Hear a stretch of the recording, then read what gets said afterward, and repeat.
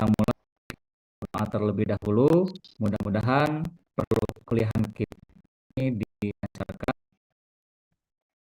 dan semua ilmu yang bermanfaat. Untuk berdoa dimulai.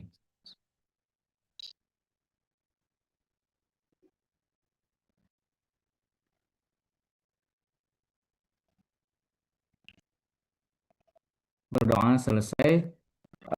Selanjutnya mungkin ada perwakilan dari teman-teman untuk membacakan tilawah ya. Kita runut aja dari An-Nas ya, surat An-Nas. Siapa? Al-Sya Amalia. Silakan Al-Sya Amalia dan teman-teman yang lain juga untuk bertilawah ya, cuman tidak di mute, tidak di unmute. Silakan Al-Sya Amalia hadir. Hadir, Pak. Ya, mangga surat An-Nas. Oke, Pak. Dimulai sekarang aja, Pak. Kalau besok lama ya, sekarang aja. Iya, Pak. A'udzu billahi minasyaitonir rajim. Bismillahirrahmanirrahim.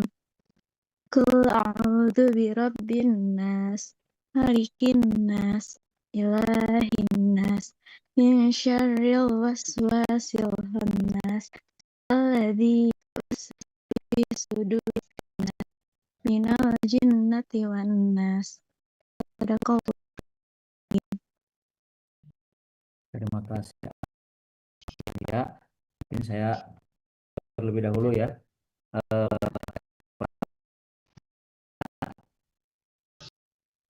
Hadir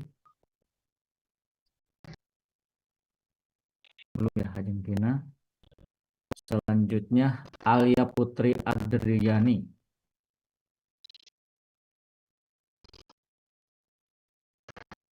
Belum hadir juga ya.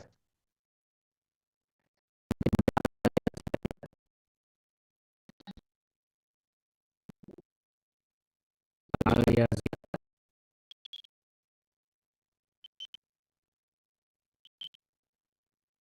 sebentar salah. Maaf.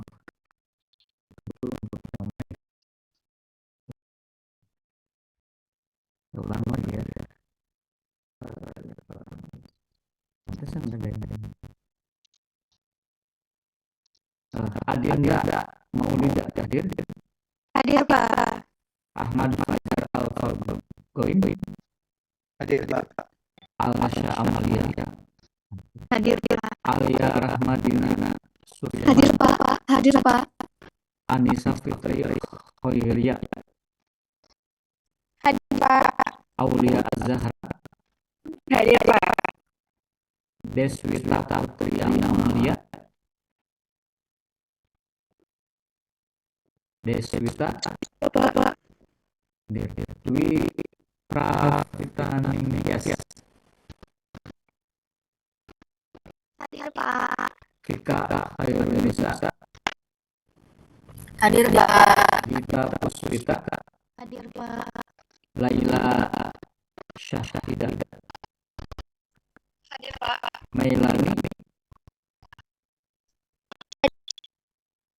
Nabila Nafisah. Hadir, Pak. Nova Nur Sofaria. Hadir, Pak. Salma Mawarni. Hadir, Pak. Sarah Akila Fahari. Sarah hadir. Belum hadir ya Sarah ya. Silvani. Sarah hadir. Sarah hadir. Silvani. Silvani hadir, Pak. Syifa Putri Setiadi. Hadir, Bapak. Tia Lestari.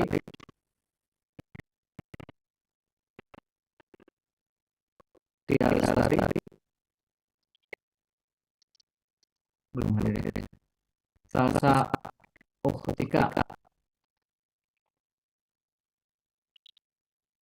Salsa Uktika hadir. ada orang yang belum hadir ya.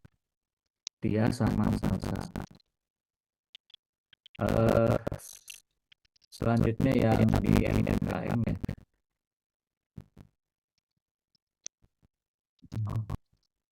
Oh ini ada yang keluar grup ya. Sebentar saya absen dulu. Aryas Hakim, Tadi itu Pak. Astri Nur Hayati,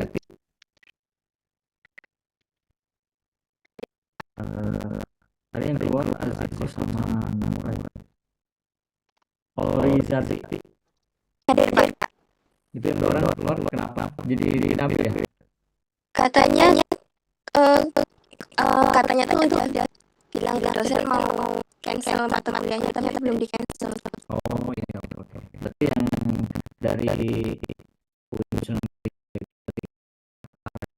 kemudian Orizati sama Astri ya.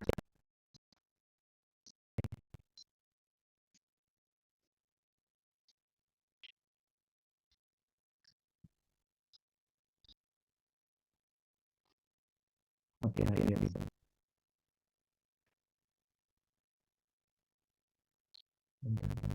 Iya.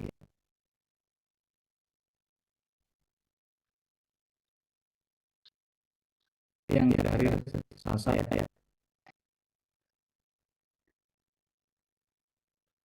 Sebelumnya saya izin share screen dulu ya.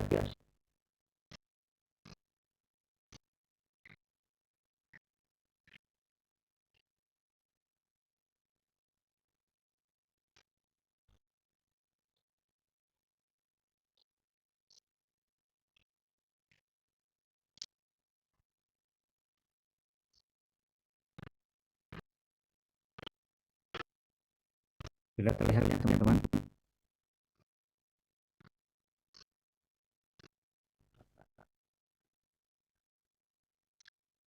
Baik, ya. Itu katanya dia hadir Pak, cuman mic-nya tidak bisa hidup, mic-nya mati. Ya, sudah ya, ada di chat.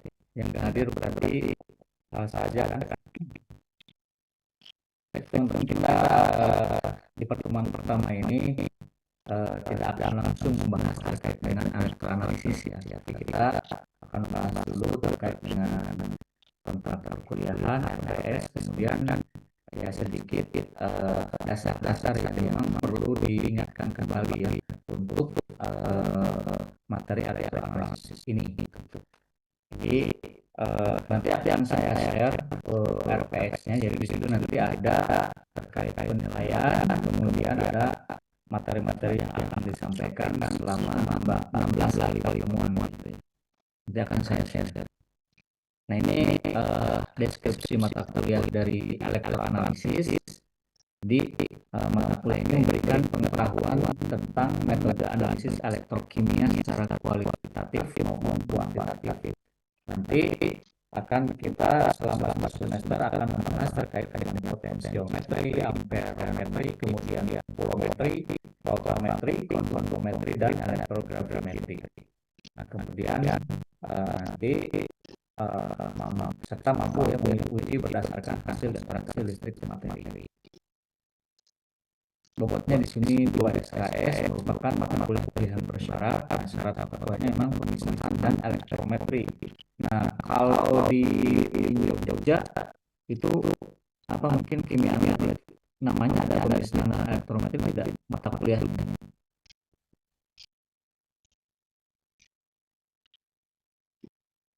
Mungkin istilahnya namanya yang lain mungkin Sendiri Pak sama elektroniknya. oh bisa sendiri ya. Ya pemisahan sendiri terus sama elektroniknya sendiri. Oke, tapi sudah di itu ya. Soalnya kalau misalnya itu baru pengecatnya elektroniknya. Oke. Nah, kemudian selanjutnya ini CPL Prodi ya, capaian pembelajaran dan lulusan Prodinya ini dari Prodi jurusan kimia. Yang pertama, mampu menganalisis secara sistematis berbagai alternatif solusi terkait dengan identifikasi, analisis, isolasi, transformasi. Kemudian kemudian sintesis bahan kimia sederhana. Yang kedua, mampu memecahkan masalah IPTEX di bidang kimia dengan penerapan cara dan teknologi yang relevan. Kemudian yang ketiga, mau memahami konsep teoritis terkait dengan struktur, sifat, fungsi, kemudian perubahan, energi dan dinamika, identifikasi bahan, karakterisasi, transformasi, dan sintesis bahan kimia mikro, molekul, serta terapannya. Nah, ini ada 3 CPA ya, dari prodi. Nah, kemudian kalau contoh pembelajaran mata kuliahnya juga ada 3. Yang pertama, mampu memahami dan menjelaskan konsep-konsep dari sel elektrokimia. Yang kita tahu bahwa sel elektrokimia itu mencakup sel volta dan sel elektrolisis. Mungkin ini teman-teman sudah dapatkan ya di mata kuliah kimia dasar ya terkait dengan sel elektrokimia. Tapi nanti kita akan singgung sedikit ya, kita ingatkan kembali terkait dengan sel elektrokimia. Karena memang elektroanalisis ini memang terkait dengan sel elektrokimia. Jadi bisa sel volta maupun sel elektrolisis. Gitu ya. Kemudian yang kedua, mampu menerapkan pemahaman konsep metode analisis elektrokimia dan mampu memilih uji berdasarkan hasil interaksi listrik materi. Yang ketiga, mampu belajar secara mandiri maupun kelompok dalam proses pembelajaran beberapa metode elektrokimia. Ya, jadi memang nanti akan ada tugas mandiri mungkin atau juga ada tugas kelompok. Juga melihat dari tugas gitu ya. Nah, ini tadi untuk materi perkuliahannya kurang lebih 1 semester ini. Yang pertama, pendahuluannya pengantar elektroanalisis, yang kedua potensiometri, yang ketiga konduktometri, yang keempat kulometri, yang kelima amperometri, yang keenam elektrografimetri, yang ketujuh parametri, dan yang ke-8 polarografi. Jadi memang ini terkait potensiometri, konduktometri, kulometri, dan seterusnya ini termasuk metode dari elektroanalisis. Nanti kita akan bahas terkait dengan materi ini. Nah, ini referensinya. Selain referensi ini, tentunya terkait dengan aplikasi dari metode elektroanalisis itu banyak juga dari jurnal-jurnal ya, jurnal-jurnal baik jurnal nasional maupun jurnal internasional. Nah, itu nanti banyak aplikasi dari metode elektroanalisis kimia, penerapannya ya.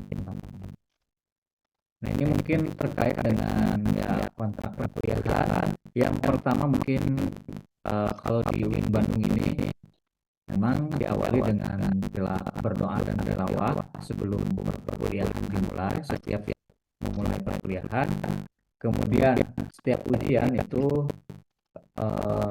dan kuis itu adalah tanggung jawab dari setiap mahasiswa, dan tugas harus merupakan karya asli mahasiswa yang bersangkutan. Nah, ini memang apalagi untuk sekarang itu ada AI ya, jadi mungkin teman-teman bisa langsung mungkin ya tolong buatkan di AI. Nah, nanti itu kalau misalkan ada tugas ya bisa jadi sih di AI boleh teman-teman untuk sebagai bahan pengetahuan, tapi tetap mungkin teman-teman untuk mengerjakannya itu sendiri atau mungkin di parafrase. Jadi jangan langsung dari AI, ketahuan kalau memang dari AI gitu ya. Selanjutnya toleransi keterlambatan itu 10 menit ya, tapi diharapkan ya kita masuk tepat waktu gitu ya, biar tidak menunggu gitu ya. Kemudian kehadiran minimal 80%, berarti berapa pertemuan dari kita total 16 kali pertemuan, berarti minimal hadir itu 16 pertemuan dari 80%, sekitar 12-13 ya. Tapi ya baiknya juga baiknya juga teman-teman hadir berarti 14 pertemuan. Tapi baiknya teman-teman hadir 100% ya. Mudah-mudahan tidak ada kendala halangan yang lainnya. Kemudian selanjutnya tidak menggunakan handphone ya, kecuali diperlukan untuk perkuliahan. Tapi ketika memang tidak diperlukan, baiknya tidak sambil menggunakan handphone ataupun alat lainnya yang mengganggu ya konsentrasi teman-teman untuk mengikuti perkuliahan. Nah, ini mungkin kurang lebih terkait dengan perkuliahan. Apakah ada yang perlu didiskusikan, teman-teman? Sebelum kita lanjut,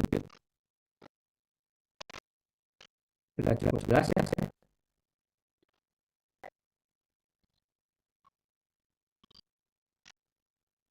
Ada yang perlu diskusikan? Cukup jelas ya? Cukup Pak. Ya, Cukup Pak. oke.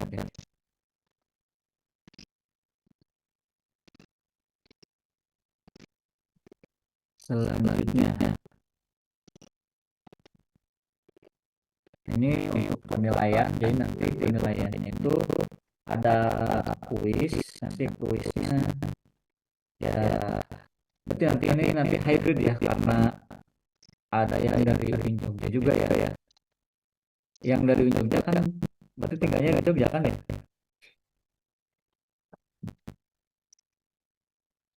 Jadi nanti kita hybrid yang dari UIN Bandung di kelas. Kalau yang di UIN Jogja itu secara daring gitu ya, hybrid. Cuman untuk minggu ini kita full online ya, karena ada surat edaran bahwa perkuliahan di minggu ini online berkaitan dengan ya terkait demo mungkin ya. Jadi untuk minggu ini kita full online.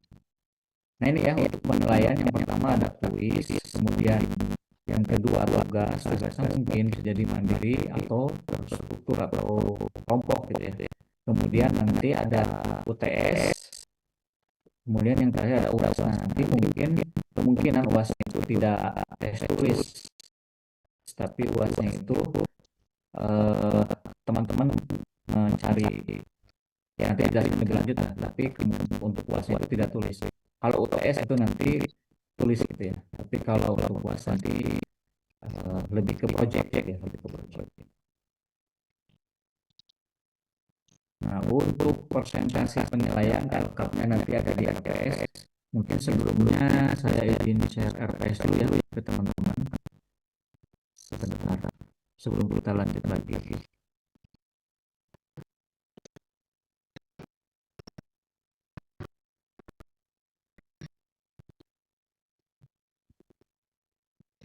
Sudah muncul ya RPS-nya? Sudah Pak. Oke. Nanti kalau suaranya kurang jelas, nanti teman-teman infokan saja ya. Nah, ini kurang lebih RPS tadi sudah dijelaskan ya, terkait CPL, prodi, kemudian CPMK mata kuliah ini, kemudian deskripsi tadi sudah dijelaskan. Nah, ini kurang lebih penilaiannya. Jadi nanti dari kuis itu ada 10%, dari tugas mandiri 15%, dari tugas terstruktur 20%, dari UTS 25%, kemudian dari UAS 30%, total 100%. Ini penilaiannya. Nah, kalau misalkan teman-teman sudah tahu ya, nilai itu kalau di UIN Bandung itu nilainya masih A, B, C, D, E ya. Tidak ada A plus atau A minus ya. Jadi memang A saja. Nah, kalau A itu sama dengan lebih dari 80, B 70 sampai 79,99 dan seterusnya. Bisa dilihat nanti kan akan saya share. Nah, nanti di sini ada penjelasan dari pertemuan masing-masing. Nanti contoh waktu pertemuan pertama ini ada subjek nya ya, kemudian ada RPS-nya, ada bahan kajian. Kita bahas RPS, kita pelajar, kemudian sedikit nanti dari video materi-materi dasar yang berkaitan nanti ada hubungannya dengan elektroanalisis. Di sini ada bentuk dan seterusnya. Nah, nanti untuk pertemuan nanti yang kedua ini terkait menjelaskan pengantar elektroanalisis yang dalamnya ada definisi, prinsip dasar, keunggulan, klasifikasi, jenis-jenis. Nah, kalau di pertemuan pertama kita tidak ada kuis ya. Nanti di pertemuan kedua nanti di sini contoh ada kuis ya. Insya Allah nanti kuisnya nanti ada tes kuis ya. Nanti kuisnya itu di kuisis. Nah, ini ya seterusnya sampai ke 16 pertemuan ya. Jadi teman-teman bisa melihat pertemuan pertama apa, kedua, dan sampai ke pertemuan 16. Jadi bisa dilihat di sini. Jadi teman-teman juga bisa mempersiapkan gitu ya, bisa mempersiapkan. Tapi ya ini RPS-nya mudah-mudahan kita sesuai dengan RPS. Tapi kalau nanti ada memang yang dirubah di pertemuan berapa, nanti akan saya infokan gitu ya, akan saya infokan ke teman-teman gitu ya. Kemudian di sini ada aplikasi penilaian juga. Nanti teman-teman bisa baca ya. Ini lebih ada penjelasan lagi ya terkait dengan publikasi penilaiannya. Lengkapnya nanti teman-teman baca, nanti akan saya share gitu ya. Ini terkait dengan RPS. Nah, sampai di sini ada yang ditanyakan terlebih dahulu.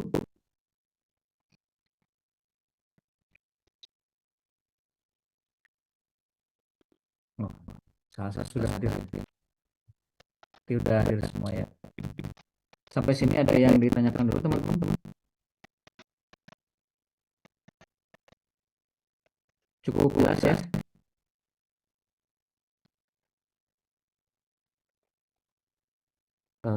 Kalau tidak ada yang mau ditanyakan, saya izin share lagi.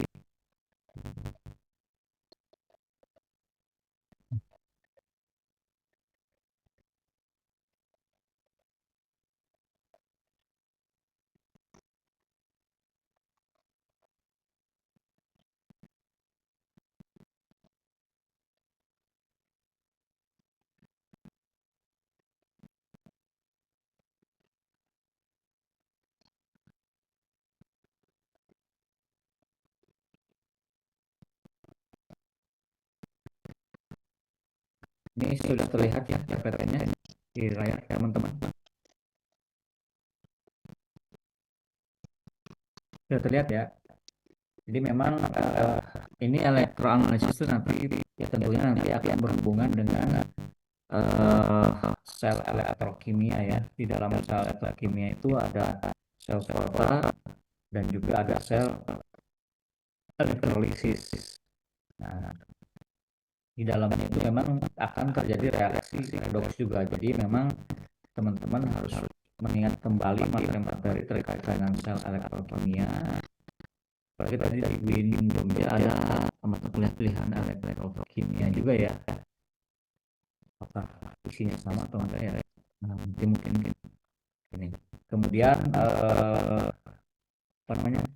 Tadi di dalamnya ada terkait dengan reaksi redoks ya di sel elektrokimia. Jadi teman-teman juga harus mengingat kembali terkait dengan reaksi redoks. Kemudian komponen dari sel volta maupun sel elektrolisis itu salah satunya adalah larutan elektrolit kan. Nah, jadi teman-teman juga harus mengingat kembali terkait dengan larutan elektrolit itu ya. Nah, ini pertama saya mengingatkan kembali, tidak membahas lebih dalam, tapi nanti teman-teman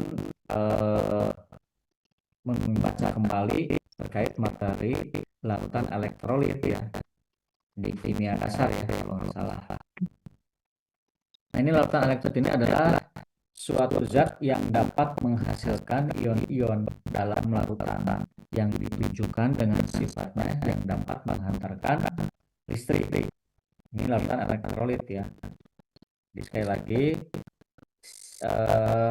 larutan elektrolit ini adalah larutan yang dapat menghantarkan arus listrik. Jadi si zat elektrolit ketika dimasukkan ke dalam contohnya pelarut air, nanti si zat tersebut akan terionisasi menjadi ion-ion ya, yang nantinya ion-ion tersebut dapat menghantarkan arus listrik itu ya. Nanti coba diulang kembali. Nah, contoh seperti ada zat NaCl atau garam natrium klorida ya. Kemudian teman-teman larutkan ke dalam air, misalkan pelarutnya air. Nah, nanti si NaCl tersebut akan terurai menjadi ion Na plus ion Cl- gitu ya. Nah, yang nantinya Na plus dan Cl- ini tidak akan atau dapat menghantarkan arus listrik gitu ya. Nah, seperti yang sudah kita ketahui bahwa elektrolit ini dibagi menjadi dua jenis ya. Ada elektrolit kuat, kemudian yang kedua ada elektrolit lemah. Mungkin dari teman-teman ada yang bisa menjelaskan apa bedanya dari elektrolit kuat dengan elektrolit lemah. Silakan. Ada yang mau menjelaskan kembali terkait dengan perbedaannya dari elektrolit kuat dengan elektrolit lemah yang sudah teman-teman dapatkan ya waktu di kimia dasar. Siapa ada yang mau mencoba menjelaskan kan teman-teman? Kita sambil mengulang kembali dan mengingat kembali ya materi-materi dasar.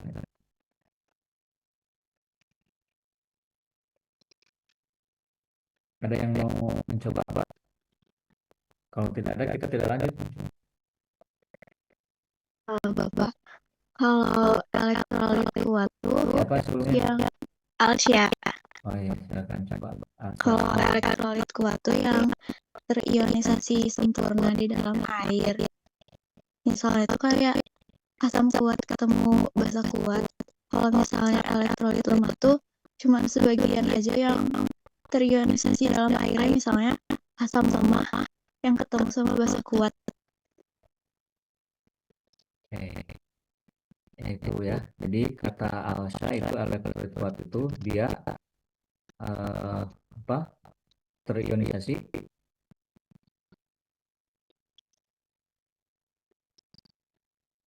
Ada yang mau menambahkan?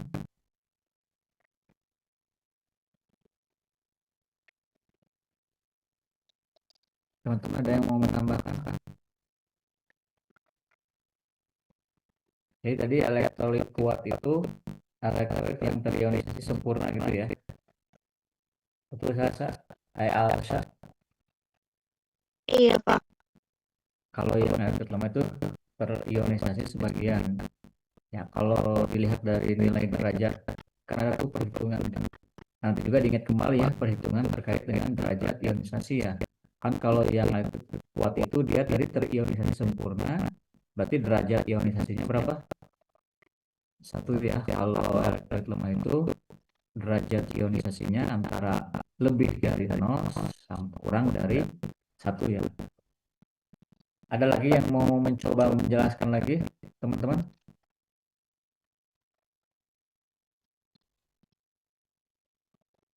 Ya ada. Nah, itu ya. Jadi diingat-ingat lagi terkait dengan elektrolit kuat kemudian elektrolit lemah. Ya benar ya tadi bahwa elektrolit kuat itu memang nanti dia akan terionisasi sempurna ya, terionisasi sempurna. Kalau yang elektrolit lemah ini dia tidak terionisasi semuanya. Contoh misalkan yang termasuk elektrolit lemah itu apa ya? Asam lemah ya. Contoh misalkan apa namanya? Contoh aja ini ya. Asam asetat misalkan. Asam asetat kalau terlarut ke dalam air itu akan menjadi ion H+ atau H3O+ dan juga CH3COO- ya kan ya. Nah, itu nanti tidak semuanya terionisasi seperti itu. Jadi bakal masih ada molekul CH3COH-nya. Kebayang ya maksudnya. Jadi yang terionisasi sebagian atau yang termasuk elektrolit lemah itu ketika nanti dilarutkan ke dalam pelarut, contohnya air, nanti tidak akan semuanya terurai menjadi ion-ionnya. Contoh tadi asam asetat tidak akan semuanya menjadi H+ plus CH3COO-, tapi akan ada sebagian yang tetap masih menjadi molekul CH3COOH.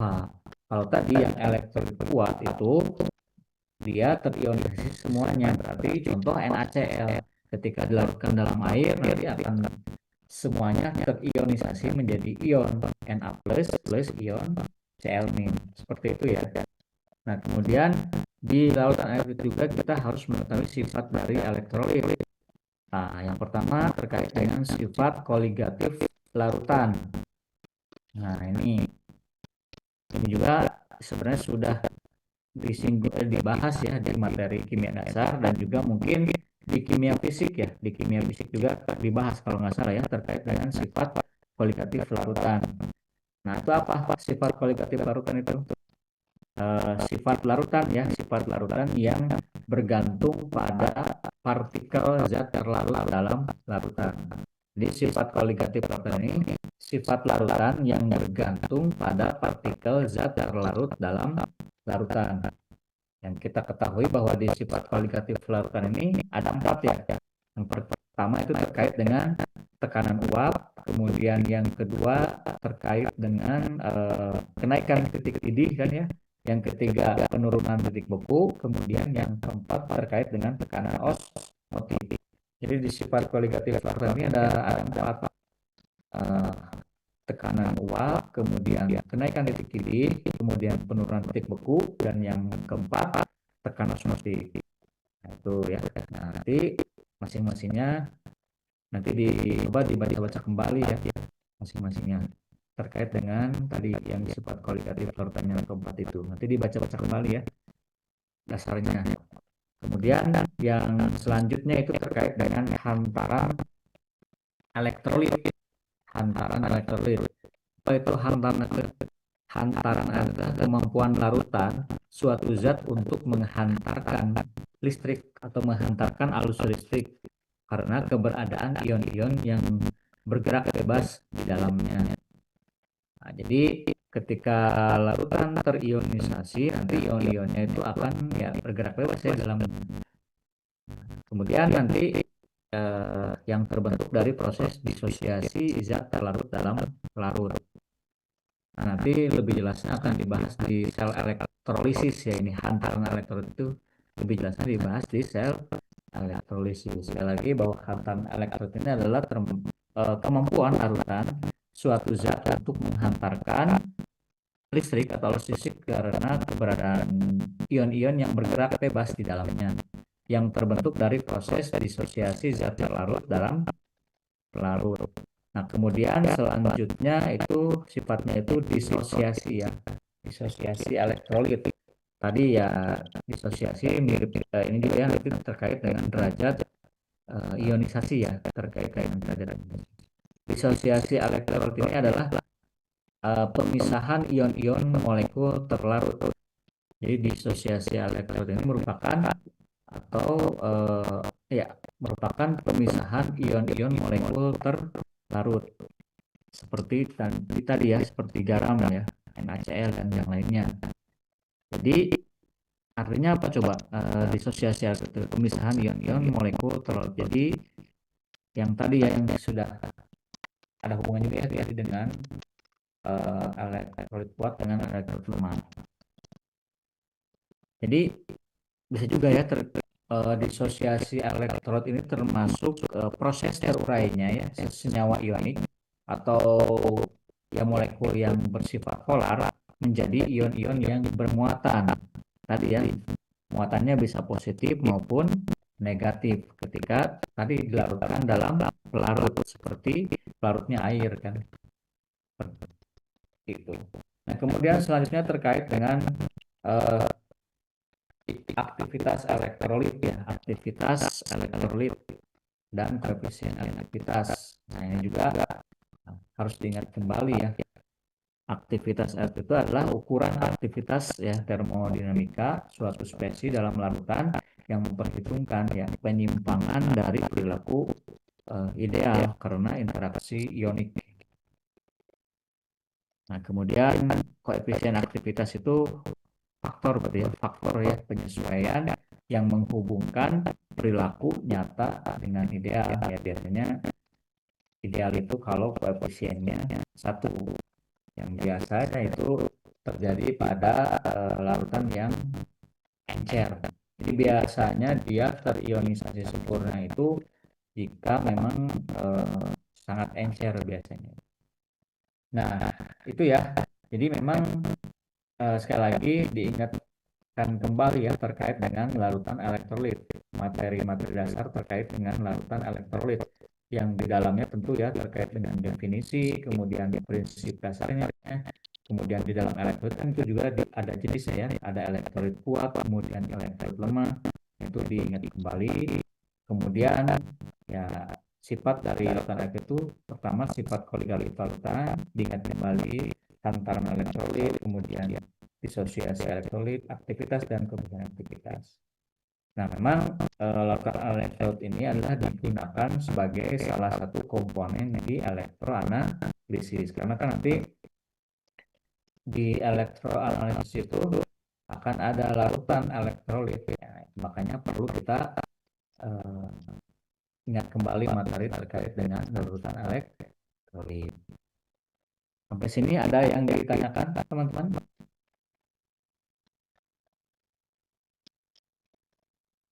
Kalau tidak ada, mungkin kita lanjut.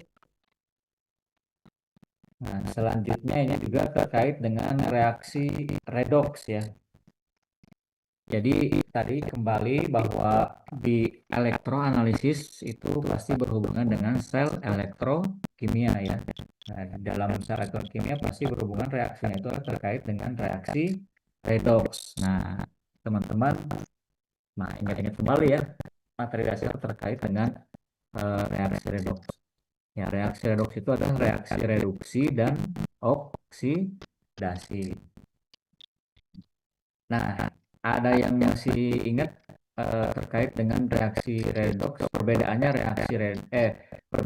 reaksi reduksi dan reaksi oksidasi. Ada yang mau mencoba menjelaskan? Pak. Siapa? Ahmad Fajar, Fajar, silakan. Ya. Setahu saya kalau misalkan reaksi reduksi itu merupakan reaksi yang mana ya si senyawa ini mengalami penurunan bilangan oksidasi, sedangkan yang oksidasi itu ketika suatu senyawa mengalami kenaikan bilangan oksidasi. Oke, itu kata Ahmad Fajar tadi reaksi reduksi itu adalah reaksi yang mengalami penurunan bilangan oksidasi, kemudian reaksi oksidasi adalah reaksi yang mengalami kenaikan bilangan oksidasi, itu berkaitan dengan biloks ya. Ada lagi yang menambah? Izin menambahkan, Pak. Ya, siapa? Ilai. Ya, Iya, silakan. kalau berdasarkan konsep keterlibatan elektron, reduksi itu penerimaan elektron, kalau oksidasi pelepasan elektron. Tapi kalau konsepnya keterlibatan oksigen, reduksi itu pelepasan oksigen, oksidasi itu pengikatan oksigen. Ya, oke. Ya betul ya. Jadi memang bisa digabung ya tadi reaksi antara Ahmad Fajar dengan Laila. Jadi kalau reaksi reduksi itu yang pertama dia mengalami penurunan bilangan oksidasi. Kemudian kalau terkait dengan yang elektron, reaksi reduksi itu adalah mengalami penurunan elektron ya. Mengalami penurunan elektron atau mengalami apa? Reduksi menerima Ya. elektron. Ya, menerima ya. Berarti kalau reduksi itu dia menerima elektron. Kemudian kalau berkaitan dengan oksigen, reduksi itu ditandai dengan dia kalau misalkan di senyawanya itu ada oksigennya, itu akan melepaskan oksigen ya. Itu direduksi ya. Jadi sekali lagi kalau di reaksi reduksi itu adalah yang pertama mengalami penurunan oksidasi, yang kedua dia menangkap atau menerima elektron, yang ketiga dia melepaskan oksigen jika di senyawanya itu ada oksigennya. Kemudian kalau reaksi oksidasi itu dia mengalami kenaikan bilangan oksidasi. Kemudian yang kedua dia melepaskan elektron ya, melepaskan elektron kalau dioksidasi. Kemudian kalau oksigennya itu dia berarti menangkap oksigen ya, berarti oksigennya bertambah. Itu ya. Nah, itu jangan ketukar, ingat-ingat kembali ya. Nah, ini contoh ada reaksi redoks. Nah, antara apa? Selenium dengan cerium ya, dengan cerium dengan besi. Nah, di sini coba bisa dilihat mana yang reduksi, mana yang oksidasi. Di sini cerium 4+ menjadi cerium 3+. Berarti biloxnya awalnya 4 cerium itu ya menjadi 3. Berarti mengalami penurunan bilox ya. Nah, artinya si cerium ini dia cerium 4+ menjadi cerium 3+ itu mengalami reaksi reduksi. Kemudian yang kedua di sini Fe2+ menjadi Fe3+. Nah, Fe2+ berarti biloxnya 2, Fe3+ biloxnya 3. Berarti mengalami kenaikan bilox. Berarti Fe2+ menjadi Fe3+ itu dia mengalami reaksi oksidasi ya. Nah, ini di sini tadi kata Laylah ya bahwa reaksi reduksi itu adalah dia menerima elektron ini ya. Cerium 4+ supaya dia menjadi 3+, artinya berarti dia harus menerima 1 elektron. Ya kan ya? Nah, cerium 4+ plus menerima 1 elektron berarti 4 plus 4 ditambah minus 1 jadinya plus 3 ya.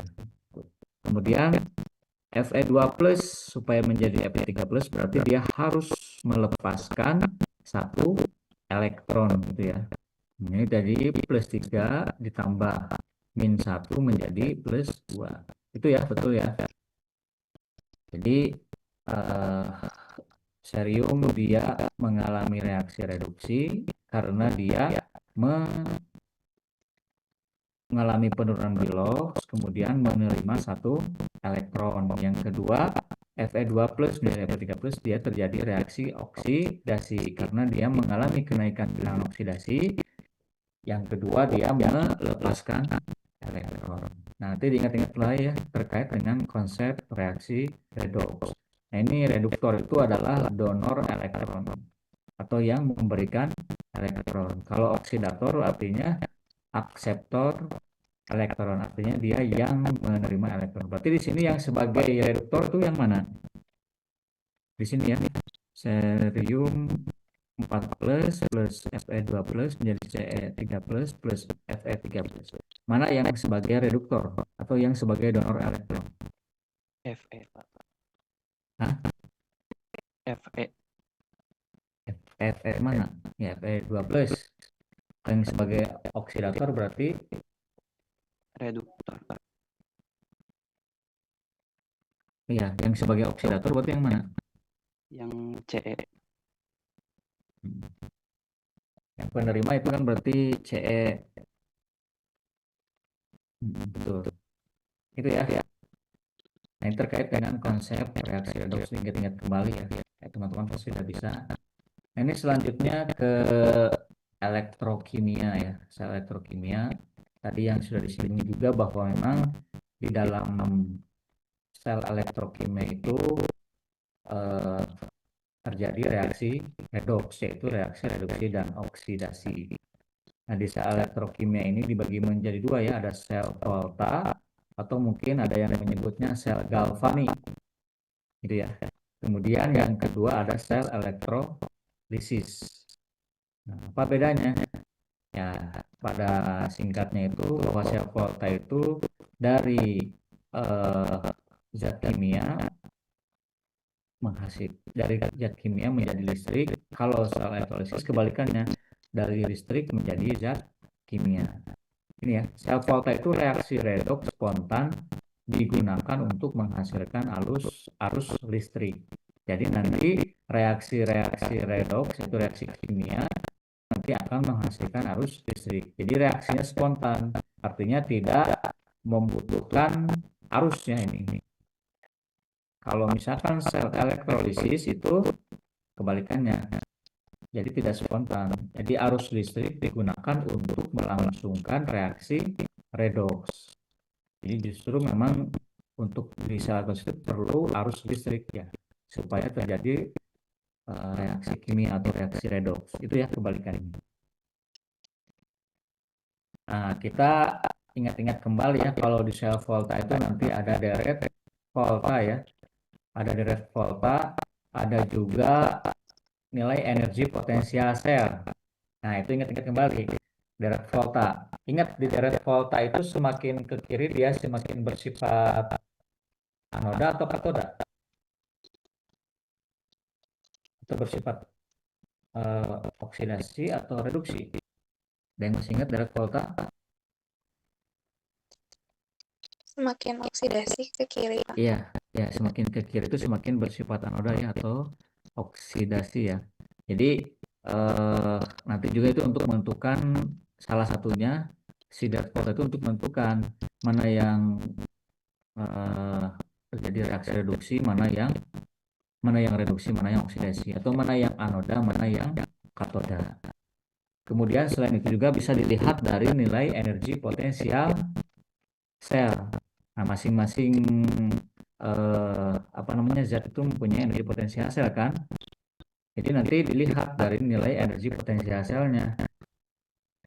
Ya kan ya, semakin positif dia semakin bersifat katoda, semakin negatif dia semakin bersifat anoda. Itu ya. Itu diingat-ingat kembali. Kemudian di sel elektrolisis itu juga kita harus mengingat lagi terkait dengan aturan di katoda maupun aturan di anoda. Masih ingat kan ya, aturan di katoda contoh. Kalau misalkan dia golongan 1A, 2A, Mn, Al, maka dia tidak terreduksi ya, yang terreduksi adalah air. Itu ya ada aturan-aturan itu. Kemudian di anoda, kalau dia elektrodanya inert, nah yang inert itu elektroda inert itu apa aja? PT, C, AU kan ya. Nah itu ada aturan-aturan itu diingat-ingat kembali ya. Nanti ada hubungannya.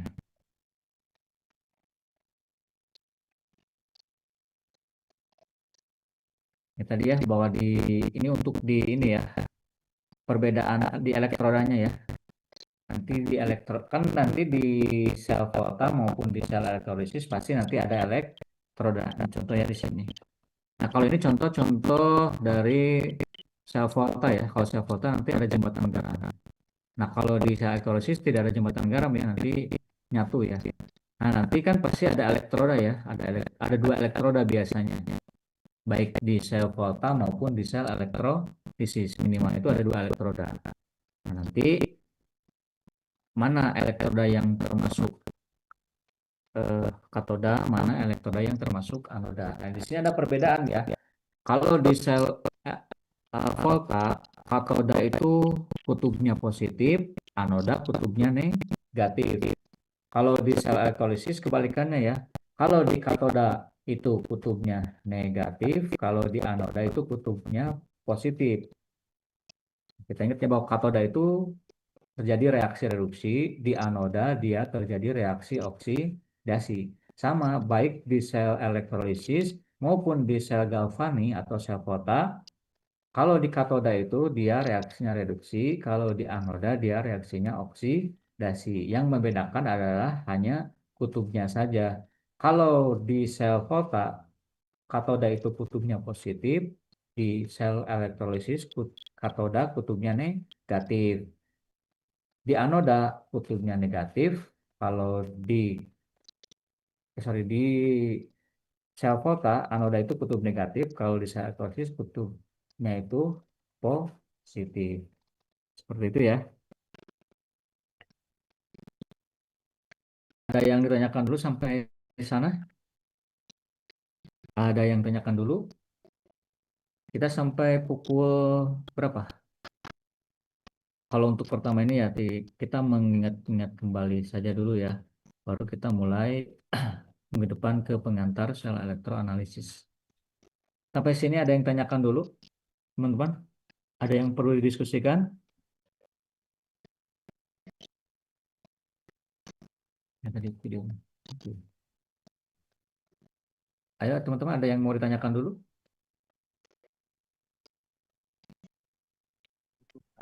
Nah ini kalau tidak ada kita lanjut ya ke pertama sel volta. Ini rangkaian dari sel volta ya. Rangkaian dari sel volta. Nah di sini ada elektroda. Ini yang sebelah kanan yang saya ini. Sebelah kanan ada elektroda Cu. Yang sebelah kiri di sini ini ada elektroda Zn. Kemudian elektroda tersebut dihubungkan ya dengan ini ada voltmeter ya, voltmeter. Kemudian di sini ada jembatan garamnya. Di sini ada dua larutan ya. Yang pertama larutan Cu, yang kedua larutan Zn. Larutan Cu bisa jadi Cu dari CuSO4 ya, misalkan ini 0,1 molar. Di sini larutan ZnSO4 0,1 molar. Molar di wadah yang berbeda. Kemudian di larutan ZnSO4 0,1 molar dicelupkan elektroda Zn, di larutan CuSO4 0,1 molar dicelupkan elektroda Cu, kemudian eh, dihubungkan dengan jembatan garam. Kemudian elektroda ini juga pakai kabel ini kan, kemudian baik di elektroda Cu maupun Zn terhubung dengan kabel yang nanti dihubungkan ke voltmeter ya. Nah, ini mungkin ada yang mau menjelaskan terkait dengan mekanisme kerja dari sel volta. Ada yang mau mencoba menjelaskan? Tidak ada? Nah, sebenarnya ini kan sudah dibahas ya di kimia dasar, tapi kita eh, ingat-ingat kembali karena nanti ya ada hubungannya juga ya. Tidak ada? Bentar.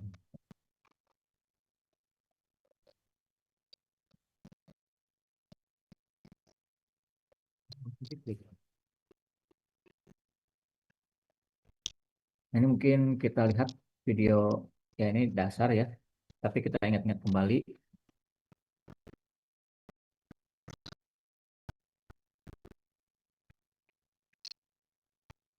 Itu di layar sudah muncul video belum? Teman-teman, di layar sudah muncul video belum? Belum, Pak. Belum, Bapak. Atau Belum, Pak. masih PPT ya? Ya, Pak, Masih PPT, Iya. Pak. Oh, berarti bentar.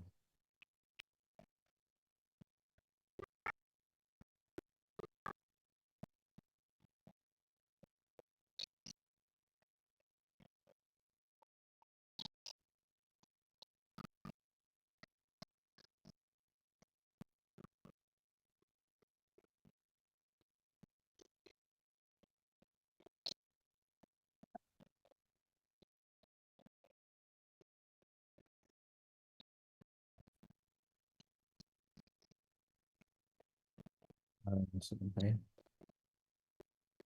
Ya sebenarnya mungkin teman-teman juga sudah ini ya, dan di YouTube juga banyak, tapi ini kita tonton kembali dan kita pahami lagi ya terkait dengan mekanisme kerja ya dari sel volta. Sebentar.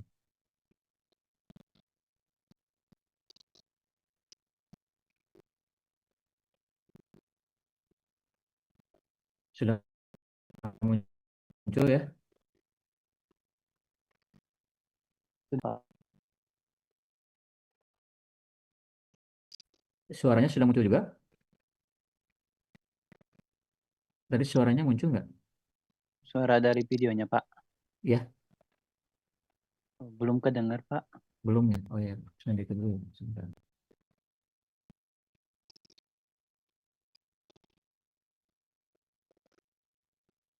Action.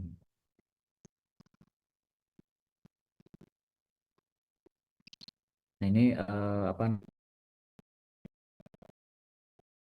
namanya, prinsip kerja atau mekanisme kerja dari sel volta ya. teman-teman ini lagi ya, apa namanya, dipahami kembali ya alurnya.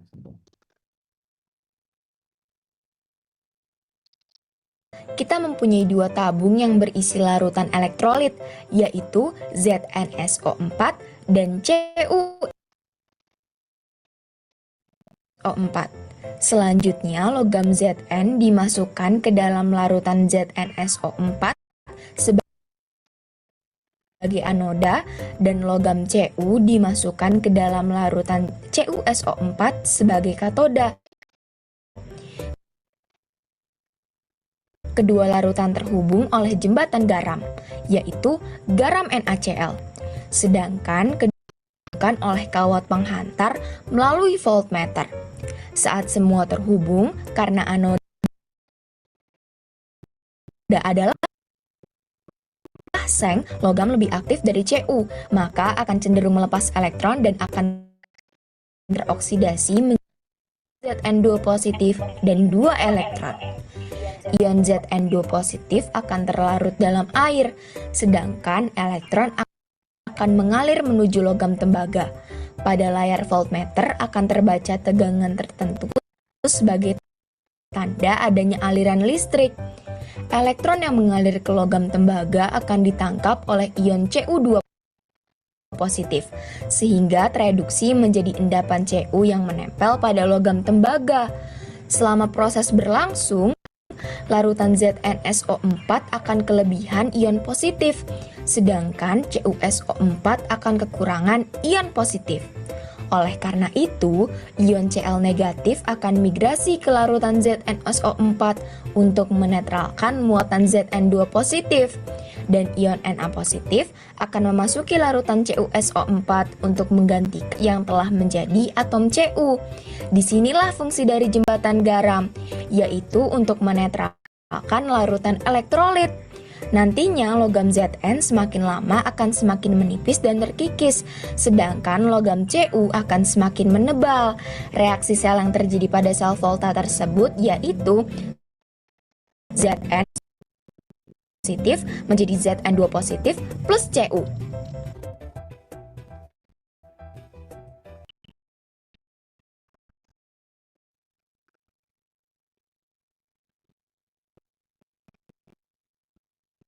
Nah itu ya eh, teman-teman, mungkin agak ini ya, loading tadi sinyalnya kurang fokus.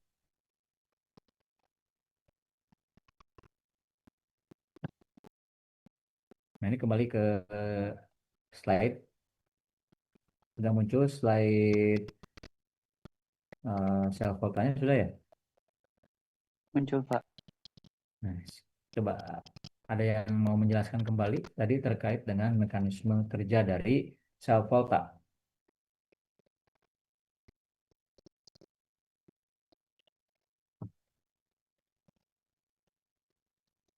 Ada yang mau menjelaskan?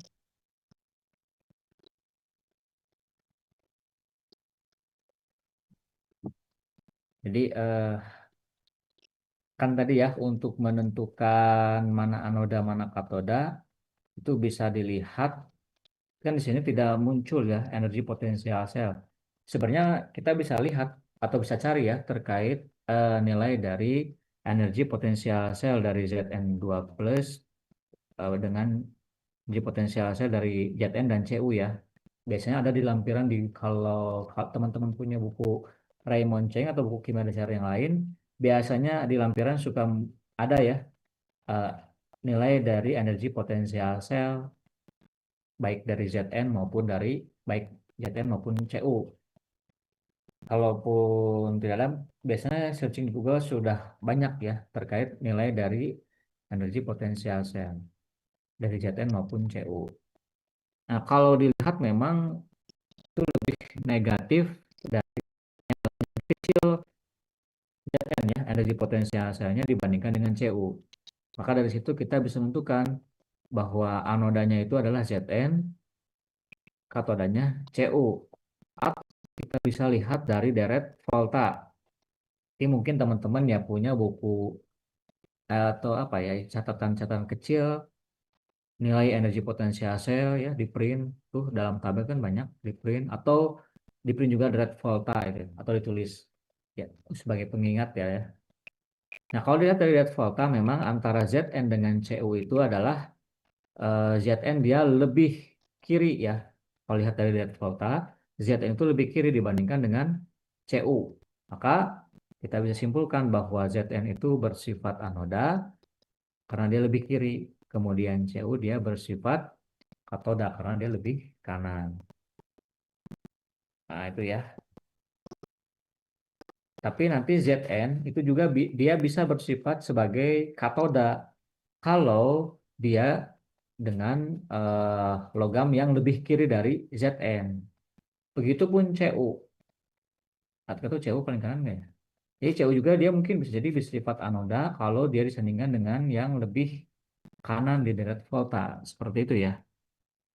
Nah, atau kalau dilihat dari gambar ini, teman-teman kira-kira bisa dilihat dari mana untuk penentuan, ingat ya kalau ini tuh sel volta. Sebenarnya dilihat dari sini juga kita bisa menentukan mana tanpa di deret volta, kita bisa menentukan mana anoda, mana katoda. Bisa dilihat dari mana coba, teman-teman. Ini ya kutub negatif dan kutub positif ini. Ingat ya, kalau di sel volta itu kutub positif itu katoda atau reduksi, kutub negatif itu anoda atau oksidasi. Itu ya bisa dilihat dari sini untuk penentuan mana anoda, mana katoda. Dan juga bisa dilihat sebenarnya dari sini nih. Ini ada elektron tanda panahnya ke kanan. Artinya si elektroda Zn ini dia akan melepaskan elektron, akan melepaskan elektron. Nah, ingat ya, untuk reaksi di sel volta itu, mekanisme sel volta itu pasti akan terjadi diawali dari anoda, dia akan melepaskan elektron. Nah, kalau ada tanda elektron seperti ini, artinya berarti si elektroda Zn ini dia melepaskan elektron. Berarti kalau dia melepaskan elektron, berarti si Zn ini dia bersifat oksidasi atau bersifat anoda. Seperti itu ya. Nah, kemudian tadi mekanisme kerjanya. Coba teman-teman bagaimana mekanisme atau prinsip kerja dari sel volta yang tadi sudah dijelaskan di video sebenarnya sudah jelas ya. Ada yang mau mencoba mengulang kembali, teman-teman? Dari Win Jogja ada yang mau mencoba mengulang kembali? Orizati atau Astri atau Aries? Atau teman-teman yang lain? Silakan. Tadi eh, sudah dijelaskan di video. Coba jelaskan lagi teman-teman. Perwakilan. Kalau tidak ada yang menjelaskan, kita tidak lanjut nih. Ada yang mau mencoba? Ini kan sebenarnya materi di kimia dasar ya. Tapi yang mengulang kembali ya, mengulang kembali eh, materi waktu di kimia dasar. Jadi sebenarnya teman-teman sudah mungkin sudah paham ya, tapi ya lupa-lupa ingat. Jadi mungkin coba dijelaskan lagi, silakan. Terkait dari mekanisme kerja sel volta.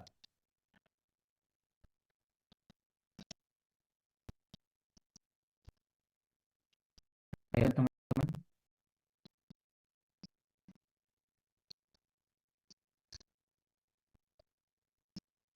nggak ada ini perwakilannya yang mau mencoba menjelaskan. Tadi sebenarnya sudah cukup jelas di video ya.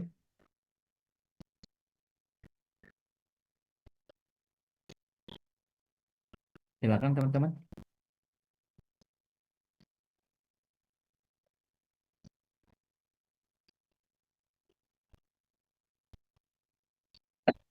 Nggak ada ini.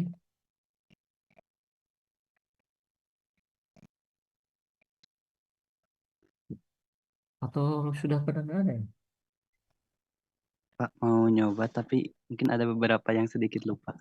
Ya coba, nggak apa-apa nanti kan ditambahkan, tambahkan. Ahmad Fajar ya? Iya.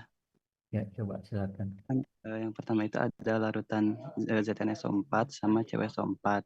Nah, karena si Zn itu yang paling kiri ya, jadi bersifat sebagai anoda. Nah, si eh, Zn2 plus ini eh, elektronnya tuh berpindah gitu dari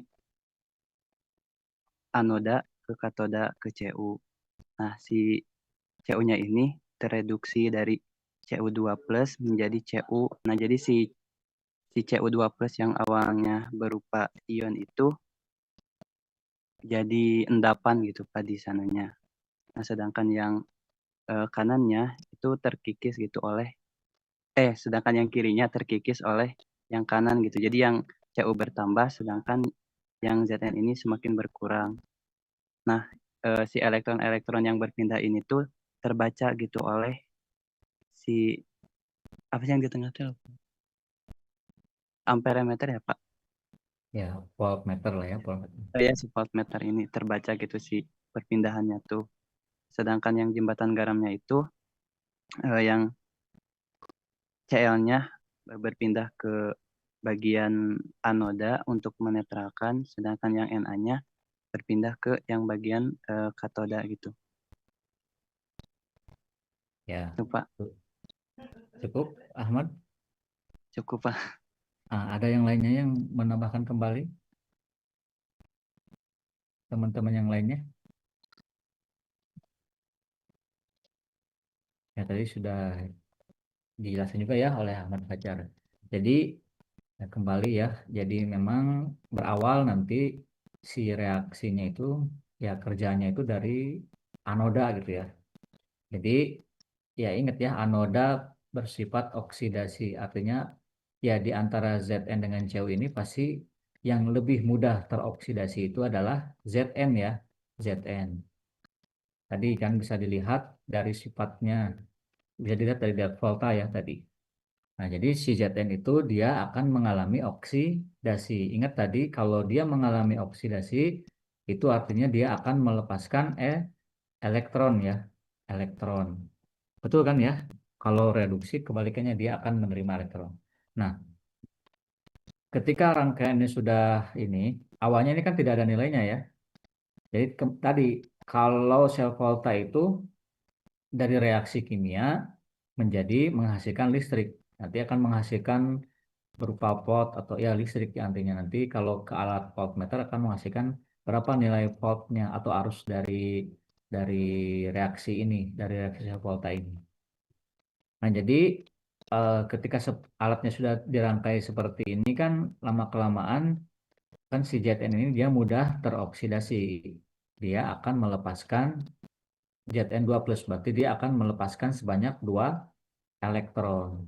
Nah, elektron tersebut dia akan mengalir, akan bermigrasi menuju ke katoda ya, akan menuju ke katoda, yaitu akan menuju ke elektroda Cu.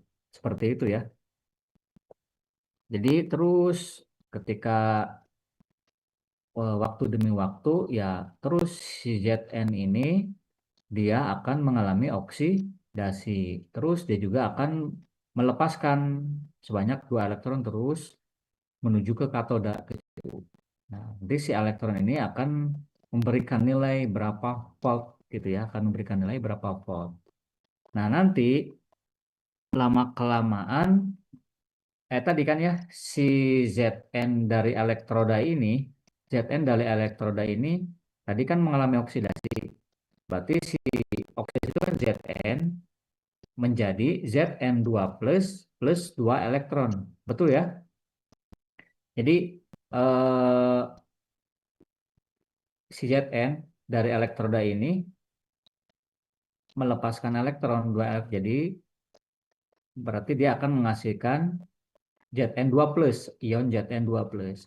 Nah, ion Zn2 plus tersebut dia akan masuk ke larutan ini.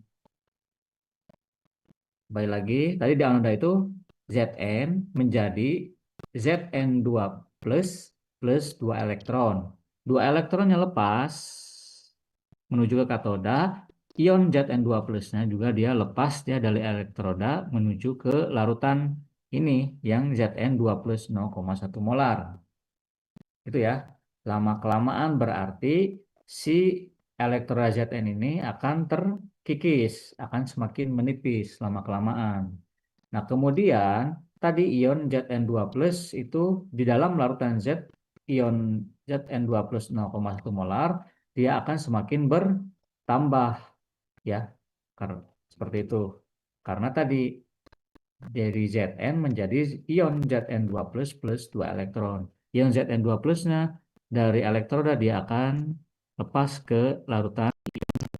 Berarti di sini akan semakin ini terus bereaksi, teroksidasi Zn-nya, maka ion Zn2 plus di dalam larutan Zn2 plus itu dia semakin banyak. Nah, kemudian lanjut elektronnya dia akan menuju ke elektroda Cu. Nah, Cu itu tadi bersifat katoda, berarti reaksinya dia reduksi. Berarti dia akan si Cu, elektroda Cu ini dia akan menangkap 2 elektron yang tadi dari Zn2+. Berarti tadinya dia, jadi berarti gimana? Cu menangkap 2 elektron, Cu2+ menangkap elektron menjadi Cu. Jadi elektron dia akan menggerak ke elektroda Cu. Nah, nanti di permukaan elektroda di sini, di permukaan elektroda larutan di sini, kan nanti ada ion Cu2+. Nah, ion Cu2+ di dalam larutan ini, Cu2+ itu dia akan menangkap 2 elektron. Akan menangkap 2 elektron yang tadi dari Zn ya, mengalir. Menangkap 2 elektron. Jadi Cu2+ 2 elektron menjadi Cu. Yang nantinya akan menghasilkan endapan di permukaan elektroda ini. Akan menempel endapan Cu dari reaksi tadi ya. Cu2+ plus 2 elektron menjadi Cu. Terus lama-kelamaan kembali dari ion Zn2+ akan semakin bertambah di larutan sini karena si Zn terkikis ya. Kebalikannya di sini Cu2+ dia akan berkurang karena dia menangkap 2 elektron berubah menjadi endapan Cu. Nanti akan menempel di sini di permukaan elektroda Cu. Jadi di bagian anoda akan kelebihan ion positif yaitu ion Zn2+. Di bagian katoda akan kekurangan ion positif atau kelebihan ion negatif.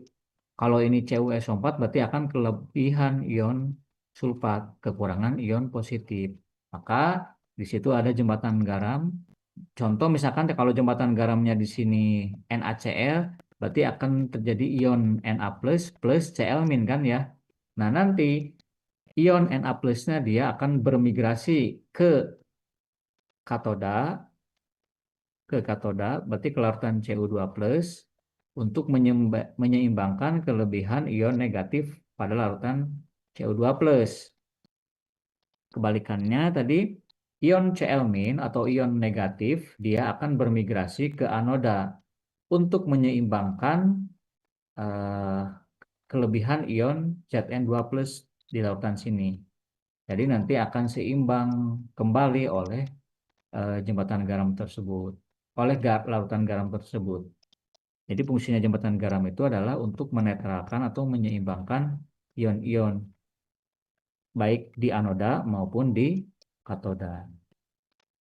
Nah, kalau dibikin notasi selnya, reaksi selnya, berarti kan tadi pasti di anoda dulu ya. Jadi Zn, reaksi selnya itu nanti akan Zn plus Cu2+ menghasilkan Zn2+ plus Cu. Itu reaksi selnya. Kemudian nanti kalau berapa nilai potensial selnya, nanti kan berapa di sini.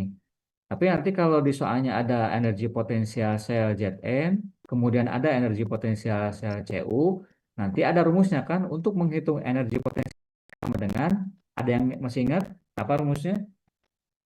Energi potensial katoda dikurangi dengan energi potensial anoda.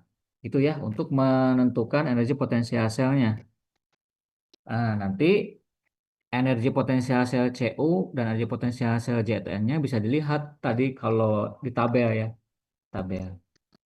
Yang penting nanti rumusnya tinggal dimasukkan aja. Yang penting kita tahu menentukan mana katoda, mana anoda. Kita sudah tahu katodanya itu adalah Cu, anodanya itu adalah Zn. Tadi rumus untuk menentukan energi potensial sel sama dengan energi potensial reduksi eh, katoda dikurangi dengan energi potensial sel reduksi energi potensial sel Z anoda. Atau berarti energi potensial sel sama dengan energi potensial sel katoda Cu dikurangi dengan energi potensial sel anoda Zn. Nanti tinggal dimasukkan nilainya, nanti akan tinggal dihitung. Dapatlah nanti energi potensial selnya. Kemudian kalau notasi sel masih ingat kan? Berarti notasi selnya gimana? Zn slash Zn2 plus, kemudian slash 2 kali menghasilkan Zn2 plus plus Cu2 plus Cu. Gitu ya. Cukup kebayang ya. Nanti diingat-ingat kembali ya. Nah ini ya. Jadi elektron akan mengalir dari Zn ke Cu. Artinya Zn lebih mudah teroksidasi atau lebih mudah melepaskan elektron daripada Cu. Cu2 plus lebih mudah tereduksi atau lebih mudah menyerap atau menangkap elektron daripada Zn2 plus. Nanti perbedaan di atas akan menimbulkan nilai beda potensial listrik antara Zn dengan Cu yang mendorong elektron mengalir. Nah ini rumusnya yang tadi ya. Tuh. Nah ini di sel volta aplikasinya nanti bisa dibaca lah ya. Ada aki, kemudian baterai kering. Baterai kan banyak macam-macam. Itu aplikasi dari sel volta. Kemudian ada baterai alkalin, baterai lithium, dan lain-lain. Bisa dibaca. Nah kemudian selanjutnya di sel elektrokimia itu ada sel elektrolisis. Satu lagi ya ini ya, sel elektrolisis. Nah kalau sel elektrolisis seperti ini, kurang lebih gambarannya ya. Jadi dalam satu wadah, elektrodanya disatukan dalam satu wadah dan tidak ada jembatan garam. Nah ini contoh larutannya di sini molten NaCl. Molten itu lelehan ya berarti ya. Kan ingat ya, ada larutan NaCl, ada lelehan NaCl. Bedanya apa? Ada yang tahu nggak? Kalau larutan, ya berarti tidak murni NaCl saja, ada air kan? Kalau lelehan NaCl, dia murni NaCl saja. Nah, kita coba lihat apa namanya mekanisme kerjanya ya dari elektrolisis seperti tadi. Kita mengingat kembali ya. Sebenarnya teman-teman sudah pernah mendapatkannya dan bahkan mungkin sudah memahaminya ya. Tapi kita ulang kembali biar lebih. Sebentar saya buka dulu.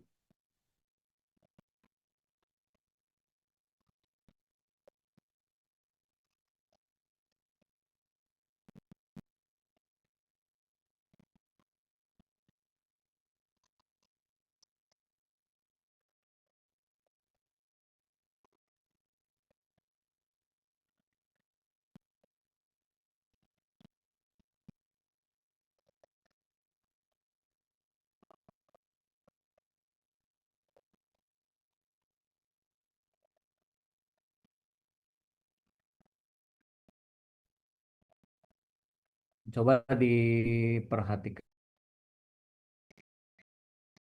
dan dipahami teman-teman terkait dengan prinsip kerja dan mekanisme kerja dari sel volta.